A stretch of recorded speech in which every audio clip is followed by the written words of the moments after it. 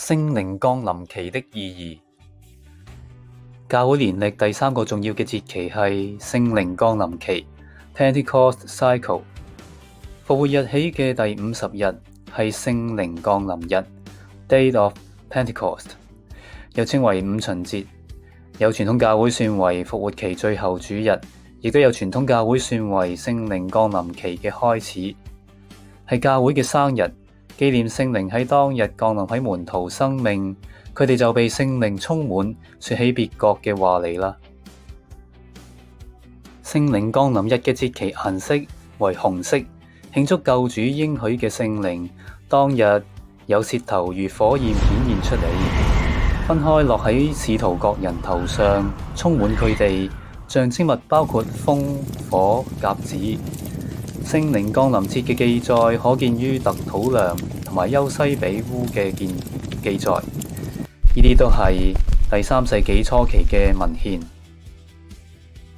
聖靈降臨日後嘅第一主日稱為三一主日 （Trinity Sunday）。1334年，教會規定以此主日作為紀念三位一體嘅教義。呢個教義係指出神喺基督裏嘅完全啟示，聖父上帝係創造者，聖子耶穌係救贖者，聖靈係安慰者。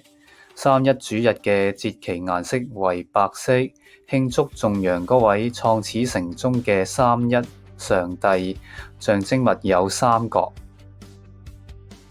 三一主日後，下一個主日開始回到節期顏色為綠色嘅常年期，象徵活潑成長。修訂通用讀經表提供咗2個讀經選擇，除咗呼應式經課，仲有提供半連續式經課。甲年由集中選讀創世記開始。基督君王日 （Christ the King） 係聖靈降臨期最後主日。呢個係一個宣示基督在世嘅王權，即完全救恩嘅大日子，同時亦都係對基督將要嚟喺普世為王嘅預表。佢喺世上宣講並切實帶嚟嘅天國將要圓滿實現，在地如同在天。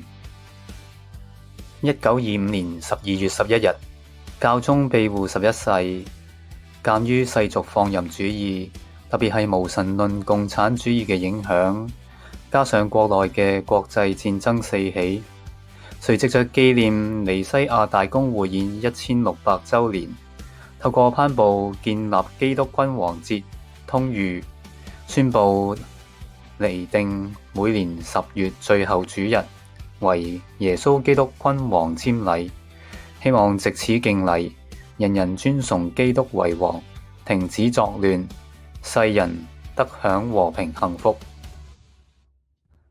事實上，耶穌基督為王嘅概念已見於主顯節、耶穌升天節，甚至整個聖週。因為耶穌戰勝死亡，顯示復活時，佢嘅王權已經體現人間。1969年，梵意禮儀年曆將基督君王日改於禮儀年最後一個主日慶祝，作為禮儀年嘅終向，以示萬物都要喺基督元首權下，始得圓滿嘅救贖。